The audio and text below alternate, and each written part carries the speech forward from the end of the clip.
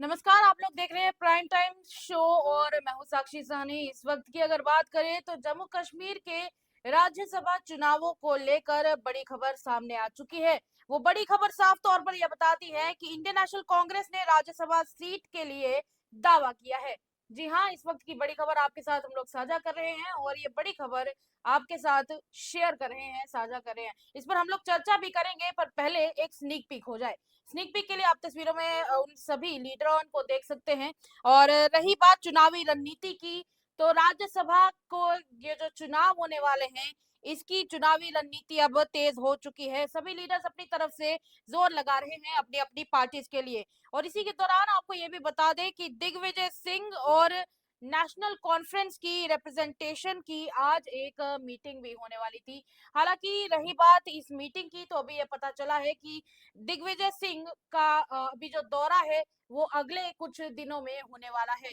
कहा जा रहा है कि ये जो मीटिंग है ये कुछ ही दिनों में होने वाली है। पहले इसे आज के लिए प्लान किया गया था, पर ये मीटिंग अब आगे शिफ्ट हो चुकी है।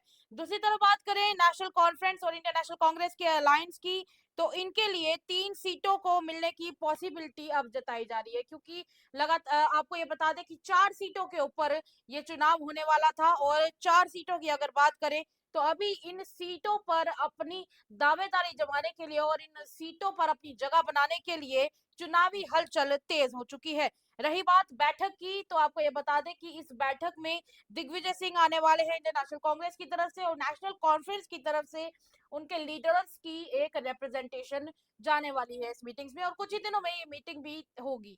दूसरी तरफ अगर बात करें कि जो ये दोनों का अलायंस है, पहले भी जब 2024 में लेजिस्लेटिव असेंबली के चुनाव हुए थे, तब उस दौरान इन दोनों पार्टीज ने अपनी इलेक्शन से पहले ही अलायंस बना ली थी। जिसके बाद अब ये अलायंस अपनी तरफ से पूरी कोशिश कर रही है कि ये जो संसद है, उस संसद में अपनी सीटों को और रिप्रेजेंटेशन को और ज्यादा प्रभावी बनाया जाए।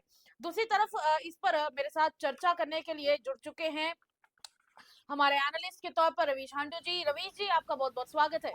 जी धन्यवाद। रवीश जी, अगर इन सीटों की बात करें, इस इन सीटों 4 सीट्स हैं, और दूसरी तरफ जो चुनावी जंग है वो तेज होने वाली है। और जिस तरीके से तैयारी चल रही है, 3 सीटों की बात की जा रही है कि एक सीट तो चलिए भारतीय जनता पार्टी के पास होगी ही होगी, पर दूसरी तरफ 3 सीटों के ऊपर इंडियन नेशनल कांग्रेस और एनसी ये दोनों मिलकर इस पर दावा कर रहे हैं। पहले कांग्रेस का ये कहना था कि हम सरकार के साथ इस तरह का कोई वो नहीं करेंगे। और दूसरी तरफ ये भी देखने को मिल रहा था कि जब इलेक्शंस हो चुके थे, प्रोसेस कंप्लीट हो चुका था, सरकार बन चुकी थी, तब उसके बाद इन दोनों के बीच में कुछ अजीब तरह का तनाव भी देखने को मिल रहा था। और दूसरी तरफ भारतीय जनता पार्टी की बात करें, तो जीती हुई सीट्स जो लेजिस्लेटिव असेंबली के चुनाव हुए थे, उस दौरान भारतीय जनता पार्टी इस रेस में कांग्रेस से कहीं ज्यादा आगे है। तो इस सबको देखते हुए क्या सिचुएशन बन रही है, क्या अभी इस टाइम पे सिनेरियो किस तरह का बन रहा है, एनालिस्ट के तौर पर कैसे देखते हैं इसको?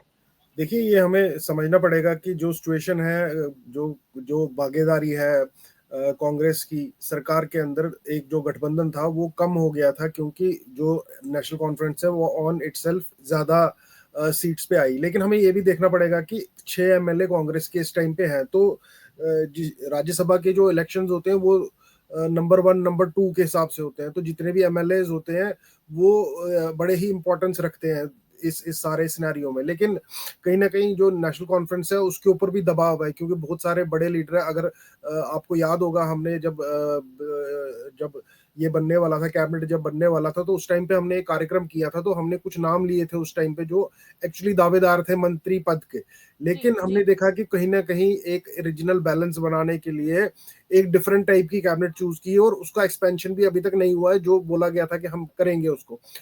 हमें ये देखना पड़ेगा कि जो नेशनल कॉन्फ्रेंस है वो अपना जो उसका दबाव है उसके ऊपर, नेशनल कॉन्फ्रेंस के ऊपर अपने लोगों का, तो कहीं ना कहीं वो बैलेंस करके चलना पड़ेगा। और काफी ज्यादा दावेदार हैं इस टाइम पे नेशनल।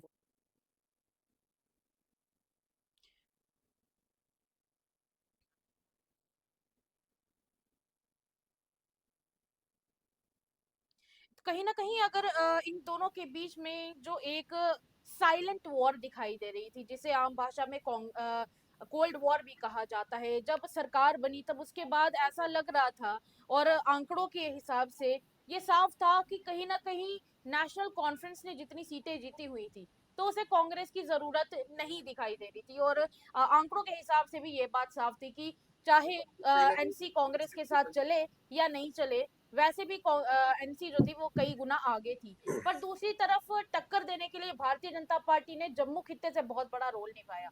29 सीटों के ऊपर भारतीय जनता पार्टी ने जीत हासिल की। एक सीट भले ही अभी वहां पर वेकेंट पड़ी हुई है, क्योंकि स्वर्गीय देवेंद्र सिंह राणा जी की जब मृत्यु हुई तब उसके बाद वो जो नगरोटा की सीट है वो भी खाली पड़ी हुई है। पर उस हिसाब से देखा जाए तो क्या लगता है भारतीय जनता पार्टी कितनी ज्यादा आगे है कांग्रेस से, और कितनी बड़ी टक्कर इस बार दे पाएगी? देखिए जो कांग्रेस जो भाजपा है, भाजपा की एक सीट तो तय है, तो वो मुझे लगता है कि शायद वो एक ही सीट ले पाएंगे भाजपा, और जो बाकी 3 सीटें हैं इसमें काफी ज्यादा डिसीजन जो है वो नेशनल कॉन्फ्रेंस और जो उनके कोलिशन एलाइज है उनका होने वाला है। तो अभी वैसे हम एक चीज अगर हम और भी देखें तो कुछ दिन से खबर चल रही है, आज हमारे चैनल पे भी खबर चली कि जो नॉमिनेटेड एमएलएज थे, तो भाजपा जो है वो नॉमिनेटेड एमएलएज भी मुझे लग रहा है कि इलेक्शन से पहले ही वो जो जो नॉमिनेशन होना है वो इससे पहले ही हो जाएगा, और उससे जो पोजीशन है बीजेपी की वो और स्ट्रांग हो जाएगी, और कहीं ना कहीं वो कोशिश कर सकते हैं कि 2 लोगों को भी अपनी तरफ से भेजे। तो ये एक देखने वाली बात होगी, लेकिन मेरे को लगता है कि कांग्रेस के लिए एक स्ट्रगल सी रहेगी ये दावा मतलब प्रूव फिट करना। होने के लिए एक स्ट्रगल रहेगा, आप ये कहना चाहते हैं? जी देखिए, उन्होंने प्रूव करना है, उन्होंने ये जो है जो उनको एक एमपी मिलेगा वो उनको नेशनल कॉन्फ्रेंस के एमएलए के कारण मिलेगा। तो ये नेशनल कॉन्फ्रेंस को समझाना है उन्होंने कि जी आप हमें चुनिए, आप हमें दीजिए। लेकिन मुझे लगता है कि वो समर्थ नहीं रहेगी कांग्रेस, और जो नेशनल है वो अपने, क्योंकि उसके उनका भी प्रेशर है नेशनल कॉन्फ्रेंस के अंदर, पार्टी के अंदर भी काफी ज्यादा प्रेशर है, जो काफी बड़े लोग हैं उनको साइलेंट करके बिठाया गया है। तो मुझे कहीं ना कहीं लगता है कि जो नेशनल कॉन्फ्रेंस है वो अवॉइड करेगी, वो मानेगी नहीं कांग्रेस की ये बात कि आप मुझे दीजिए, आप हमारे किसी आदमी को भेजिए। एक सवाल रवीश जी इस दौरान ये भी रहता है कि भारतीय जनता पार्टी की तरफ से कौन कौन से लीडर्स होंगे जो इसमें आगे आएंगे। और एक तरफ अगर नामों की बात करें तो सबसे पहले जब पहले की बात करें, कुछ महीने पहले की बात करें, तो कविंदर गुप्ता जी का नाम सामने आ रहा था। चलिए, अब तो कविंदर गुप्ता लद्दाख के लेफ्टिनेंट गवर्नर हैं, वो बात की बात रही। पर पहले उनका भी नाम सामने आ रहा था। दूसरी तरफ डॉक्टर निर्मल सिंह का नाम सामने आ रहा था। जनता की बात करें, लोगों की बात करें, तो लोग रविंदर रैना को भी काफी ज्यादा सपोर्ट करते हैं। तो कुछ ऐसा कोई आंकड़ा है जो ये बताए कि ज्यादा इन दोनों में से, खासकर डॉक्टर निर्मल सिंह और उसके अलावा दूसरा नाम जो जनता का कहना है वो ये है रविंदर रैना, और उसके अलावा सत शर्मा के बारे में भी कहा जा रहा है। तो क्या लगता है किसका पलड़ा ज्यादा भारी हो सकता है इसमें? देखिए, ये इस टाइम पे सिचुएशन जो है ये लाइव सिचुएशन है, तो मुझे कहीं ना कहीं लगता है कि इसका इतना आसान नहीं रहेगा इस टाइम पे इसका अनुमान लगाना। और ये जो जो भाजपा का जो कैंडिडेट रहेगा, काफी धुरंधर लोग हैं इस टाइम पे भाजपा में, जो लाइक वो रखते हैं, वो लेवल कैलिबर रखते हैं रखते कि हैं, जी जी जी। कैलिबर रखते हैं कि वो रिप्रेजेंट कर सके भाजपा को राज्यसभा में। लेकिन जैसे मैं आपको बता रहा हूँ कि हमारे पास भी खबरें आ रही हैं, तो जो ये स्ट्रगल है ये काफी ज्यादा चल रही है पार्टी के अंदर, लेकिन इसका अनुमान लगाना अभी मुश्किल है कि कौन किसका पलड़ा ज्यादा भारी रहेगा। देखिए, तो काफी पहले जो भी अगर नेशनल कॉन्फ्रेंस की बात करें तो नेशनल कॉन्फ्रेंस की तरफ से पहले भी डॉक्टर फारूक अब्दुल्ला यहाँ से रिप्रेजेंटेशन दे चुके हैं संसद में। तो दूसरी तरफ ये भी अटकलें लगाई जा रही हैं, और कहीं ना कहीं चांस लग भी रहा है कि डॉक्टर फारूक अब्दुल्ला को एनसी आगे लेकर आए, एक बार फिर से आगे लेकर आए। तो क्या लगता है उसमें कि क्या काफी कितने ज्यादा चांस है, चांसेस लगते हैं बिल्कुल उसमें? बिल्कुल। देखिए, काफी चांस है कि जो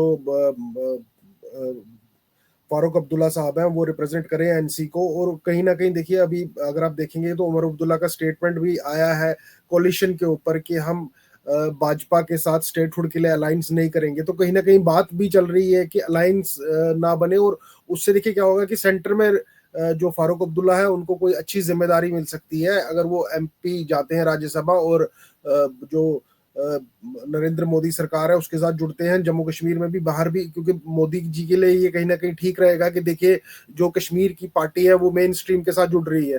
तो मुझे लगता है कि आने वाले दिनों में कुछ आप इस तरीके की जो चीज है हमें देखने को मिल सकती है कि एनसी और बीजेपी के बीच कुछ हमें देखने को मिल जाए। दूसरी तरफ अगर बात करें दिग्विजय सिंह जी की, तो दिग्विजय सिंह जी के बारे में कहा जा रहा है कि जल्द ही उनका भी एक विजिट होने वाला है और उनके विजिट के बाद एनसी और कांग्रेस के बीच में एक बातचीत की जाएगी मीटिंग के दौरान। तो मतलब कितना लगता है कि ये जो मीटिंग रहने वाली है ये कितना बड़ा इम्पैक्ट इस पर डालेगी आने वाले डिसीजंस के ऊपर? क्योंकि देखिए देखिए डिसीजन मेकर, देखिए देखिए वही बात है कि डिसीजन मेकर जैसा अभी आपने बोला, इस मामले में डिसीजन मेकर तो नेशनल कॉन्फ्रेंस ही रहने वाली है। तो ये जो मीटिंग होने वाली है, इस मीटिंग से कितना बड़ा इम्पैक्ट पड़ने वाला है? देखिए मुझे खासा इम्पैक्ट नहीं लग रहा है कि इस मीटिंग से कोई खास इम्पैक्ट होने वाला है। ये बहुत मुश्किल रहेगा समझाने के लिए, जो कांग्रेस को ये समझाना एनसी को कि मुझे ज्यादा जरूरत है आपसे इस सीट की।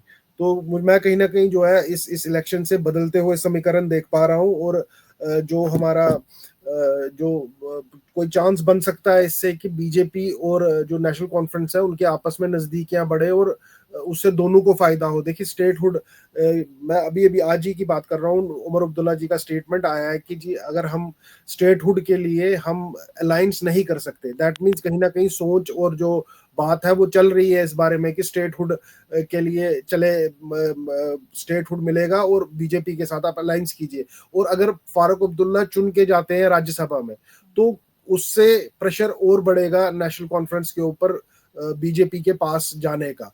तो इसको मैं इस तरीके से देखता हूँ। चलिए, ये तो अब फ्यूचर की बात रही कि आगे क्या होने वाला है, नेक्स्ट स्टेप क्या रहेगा। पर एक बात तो इससे साफ हो चुकी है कि इसको लेकर चुनावी गतिविधियां काफी ज्यादा तेज हो चुकी हैं। कि और दिग्विजय सिंह और एनसी की ये जो मीटिंग फ्यूचर में होने वाली है, इसको लेकर भी काफी ज्यादा अटकलें लगाई जा रही हैं। जो कुछ भी आने वाले समय में होगा देखा जाएगा। पर चलिए रवीश जी, बहुत बहुत शुक्रिया बातचीत करने के लिए, आपने अपना जी कीमती धन्यवाद। वक्त जाहिर किया, उसके लिए बहुत बहुत धन्यवाद।